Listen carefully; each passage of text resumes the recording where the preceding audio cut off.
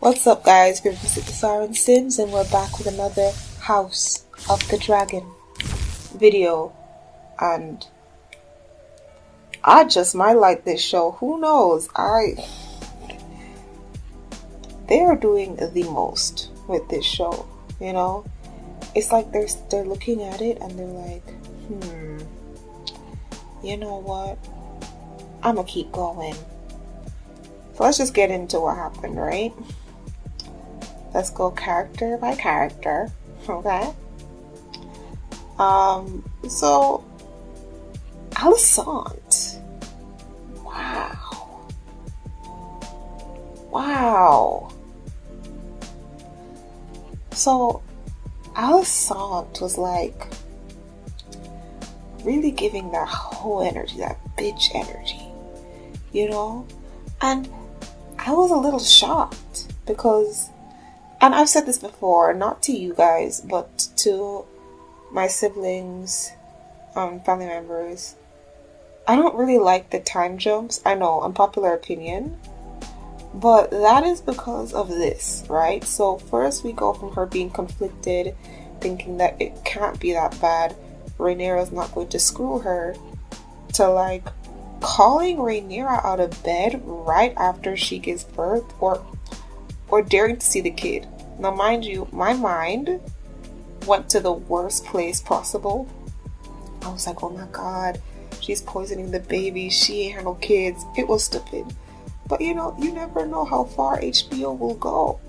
So I thought she was doing something to the kids because Rhaenyra looked worried, right? But apparently, what has been happening, right,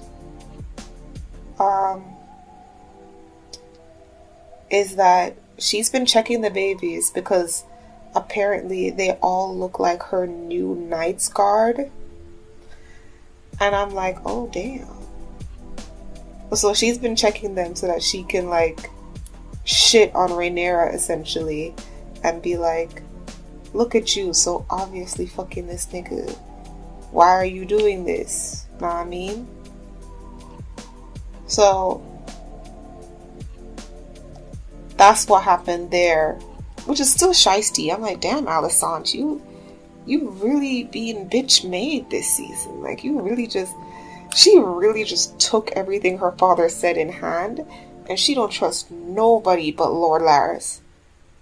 Like, Lord Larys is the only person she trusts, and she confides in. Well, and also, I guess, Sir Christian, but I feel like that's an alliance she made so that Rhaenyra would have nobody, which is interesting because, you know, she was talking about who's gonna be there for me.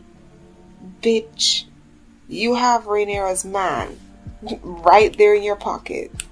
And you know what? Let's get into Sir Christian, because at this point he can just go, because sir, it's not cute.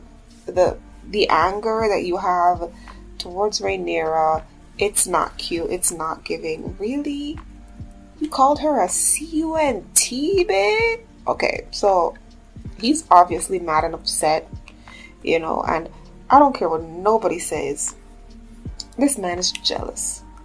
This man is beyond jealous of the fact that this man, the new knight, got a piece of Rhaenyra. It's so obvious I could cry. Like, do you really expect me, of all my brilliance, to sit here and believe that Sir Christian is just, well, he just doesn't trust Rhaenyra? It was never about Rhaenyra not being trustworthy or being trustworthy. It was about the fact that He thought that there was genuine love there, and she was just exploring herself because her uncle awakened a beast in her, and he didn't understand that till it was too late, and now he's butthurt. Like, sir, get over yourself. Like, I'm so over him right now. I'm like, you know what? If they want to end him, go ahead. Like, if they want to just, like, Dracarys and just end Sir Christian, I wouldn't mind. Because absolutely not. And him just calling her, and he was like, that was so low of me. You think? Let's talk about the little boys. So, Rhaenyra's children, they're okay. They're normal. But they're kind of bitchy to Aemon. Apparently, Aemon Targaryen is like the weak one or the weird one. And they have a little girl. It's whatever. Aegon, let's get into Aegon. Joffrey energy, but bitch made. And I never thought I'd give Joffrey anything. But one thing Joffrey was not was a bitch. Joffrey might not have been able to walk into every situation with courage. But Joffrey, if he was going to step to you, he was going to step to you. And Joffrey was the type to talk to people any kind of way. No matter the station, no matter the skill level, you know. Because he knew what he had. Which is why they had to poison that little nigga. Because he knew the power he had and he wielded it. Aegon isn't exactly like that. But he has a little bit of the Joffrey tendency. I don't trust him at all. He's giving weirdo energy. And like I said before, okay, all of her kids are weird. And you can see this is because she's not motherly. She's not a good mother. Which is funny because Rhaenyra's kids seem more well-adjusted than Alicent's kids. And you know that Rhaenyra never wanted kids. So that's very interesting. That's a very interesting dynamic there, you know. But we're going to let it slide. We're going to leave it alone. So yeah, the kids are whatever. We'll see what's happening with them. Let's get into Viserys. Clueless as ever. Or willfully obtuse. He's pretending that he doesn't see that Rhaenyra's been fucking somebody else. But here's my thing. I don't really mind that he doesn't see it because we as the audience know that Rhaenyra was never going to be fucking Laenor. Like, that just wasn't going to happen. Like, Laenor doesn't have the appetite for the feminine physique. We know that. So why would she fuck Laenor? Like, let's just think about this critically, okay? And Viserys looks like the Crypt Keeper, okay? He looks like the damn Predator. He looks like he's on his deathbed. Like, my God, why is he still alive? And I don't mean this like I want him to die. I don't. It's just incredible to me that y'all will leave this man alive for so long. It's like, it's almost like y'all are afraid to get rid of him or something. Like, y'all be sitting here fluffing his pillow while he hack himself half to death. Looking like a living zombie over here in the court. How is he so beloved that nobody has tried to end this man's life? How? Please let me know. I'd love to know the secret, because that's how you know you must be beloved in some sort of way when nobody has tried to end you, despite it being a very available option. Anyways, let's move on to the Hand of the King. He is also aware that his son been diddling. So that's his other son. Lord Larys is one of his sons. The other guy, the Night's Watch, is his other son. He's very well aware that his other son has been diddling the princess. And, you know, he started to feel so uncomfortable about it that he decided to tell the king the truth. Tell the king that there is a conflict of interest, and so he can't. The king is like, unless you tell me what this conflict of interest is, I'm not letting you go. And so that brings us to Lord Larys, because talk about getting into the villain era. The way he just avoxed all them niggas and said, go end my family line.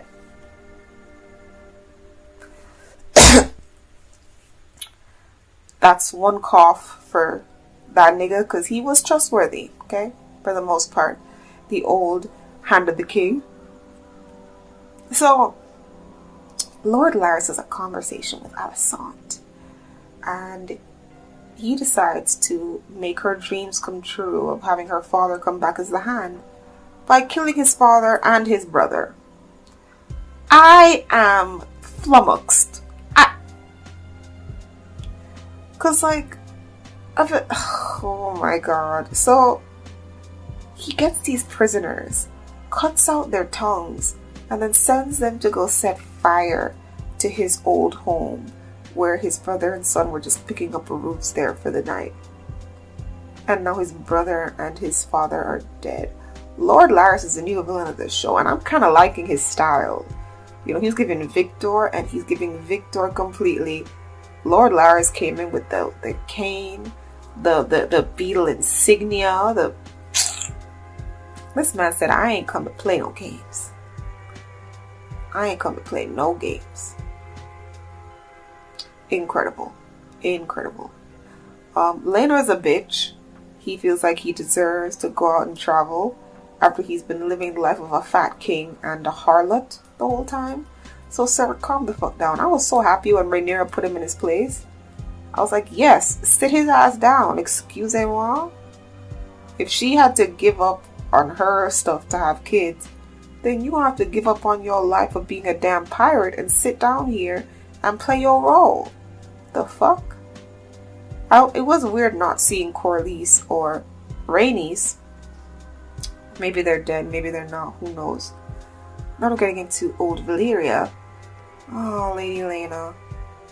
Lady Lena, R.I.P. to a real one. I felt so bad when she said that she knew that she wasn't his first pick for a wife. There was somebody else. She said that she came to terms with that. I was like, first of all, you're down bad. That's so sad. But second of all, are you talking about Rhaenyra?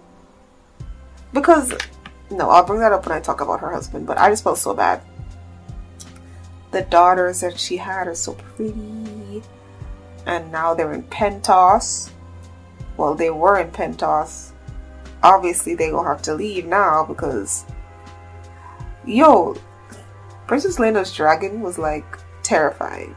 It looked like a smaller version of that dragon from How to Train Your Dragons, the mother dragon.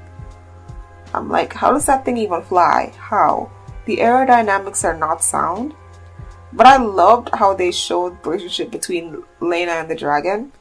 Like, she kept betting it to Dracarys her, and he just kept looking at her like, what the fuck are you talking about? I am not about to Dracarys you. And she kept saying, Dracarys, Dracarys. And I was looking at her like, no, bitch, no. But then after a while, it just kind of sized up and said, fine, fine. And she just died. And of course she died because deja vu, the baby wasn't coming out for her because she was pregnant. And she heard the doctor giving Daemon the choice of C-section. And she was just like, nah, I'd rather die by the flames than have you try to chop this kid out of me. Fuck you. And you know what? I respect it. That was gangster. I completely respect it. Because I didn't want to see that. I did not want to see... Plus, I was so worried. Because you know Daemon's a favorite character. Okay? But this would have been hard for me to stomach if he had made that choice. So I'm glad that she made the choice so that we as the audience are still kind of unsure at the choice that he would make. I know some people would be like, obviously he would have just killed her. But as you've heard from their conversations, he's not really vying for the throne anymore. So him having kids is inconsequential. So in that same way, it's kind of up in the air. Like I said before, he's a very well-written character. You can't always tell what's going on. So in that same way, we don't know whether or not he would have killed her because he hoping it's a boy, or whether he would have let her live because he actually cared. I think he cared a little bit, but I'm not going to push it to say he actually gave a fuck. I'm not going to push it. And I'm not going to say that I know for absolutely sure that he wouldn't have cut her open on that table. Which is why I'm glad that she took that revelation out of our hands by making a choice herself. She has preserved Daemon for me, and I will always love her for that. R.I.P. the real one, Lena Valerian. R.I.P. the real one, honestly. I wish her brother had died and not her, but we can't always get what we want. Because, her brother's kind of a bitch. But she's a real one. Anyways, let's get into it. Hey, look, guess who's back? Back again. Daemon's back. Tell a friend. So we come in. He's coming in epic. He and the late Lady Lena were riding in on dragons, doing all sorts of shows, showing up to Pentos. It was so cool. Don't really like his hair, but it's alright. They're setting up that he's gonna come back and flirt around with Rhaenyra. No, writers. Fine. Let's forget the fact that they're related, since you're obviously not trying to give a fuck about that with all these damn relationships you keep introducing in this damn show. Okay? Does he actually care about Rhaenyra? Because here's what I think. I think his interest in her doesn't go farther than the throne. But we've seen in this episode that his interest in the throne has waned. I think it can definitely be rekindled, but it definitely has waned. Was he interested in her? You know, because I could believe that him being as sick as he is, because he's a sick individual, that he could have enjoyed her spitfire personality, you know, and just have been interested in her, and then ended up being with her. I can definitely see him doing that. To be very honest with you, I could see him doing that. However, I don't know if that's what I want. You know, I don't know if I want him to be actually interested in her, because it's incestuous. I can't ship incest. Even when I said in the last few episodes that I was hoping that Rhaenyra and Laenor would have been a slow burn, it wasn't really because I shipped it, just because I thought it would be interesting, you know, and they're cousins twice removed or whatever, or not. But with her and her uncle, it's like, ugh. But then I have to drop it because, you know, there's obvious chemistry between them, which is so unsettling to say, but the writers did a good job showing that they both were somewhat interested. And like I said before, Daemon is a very ambiguous character. So just like how you're not sure whether or not he would have sacrificed Laena, you're not sure of his true feelings for Rhaenyra. You know that they involve the crown, but you don't know if that's where it stops. Which is what I'm trying to say. I know this always gonna have something to do with getting back at his brother or the crown or something. But you don't know if there's like a twinge of actual feelings in there. You don't know. We know the first time we fooled around with her, there was nothing there. We know that. But after that, all the scenes that they had together that showed that maybe there was something there, perhaps it wasn't one-sided. Who knows? We'll have to see. Anyway, so Daemon is trying to settle down in Pentos, or was trying to settle down before Laena died, which is how I'm sure he's going to end up back in Dragonstone to meet up with Rhaenyra. I hope so. I haven't watched the previous, so that's why I'm saying all this like I don't know anything. Laena was not happy with it, and he was not giving a fuck. It was so funny.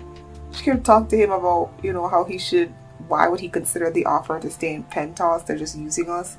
And he's like, and we be using them, the fuck? And then he just kind of like went back to his writings, kind of giving her the "you're dismissed" gesture. Hilarious, bro. I died laughing. Daemon is still my favorite character, but Lord Larys, he's getting up there in intrigue.